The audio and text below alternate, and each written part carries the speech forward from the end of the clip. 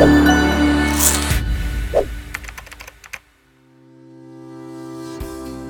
there's always going to be some investment needed initially to conduct some research into your user experience on a website and look at the data and understand what is going on in terms of performance currently. But you shouldn't necessarily need to do a huge piece of work up front before you get any sort of return from the split testing. It should be more of an iterative process. So a discovery is always needed to a degree, and you should be looking at your quantitative data and qualitative data to give you clues as to how users are interacting with your website or your app,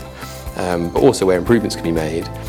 But then what I would say is get testing as quickly as possible. Get some split tests underway, some of the things that seem like the lowest hanging fruit, and you should be prioritising your tests as well based on how much effort it takes to even get the test up and running, and then the kind of impact you expect to see from it, which is informed by how many pieces of research suggest that this is an important thing to improve, and the validity of that research as well. But as soon as you get testing, you'll get some feedback as to how users are responding to this, whether they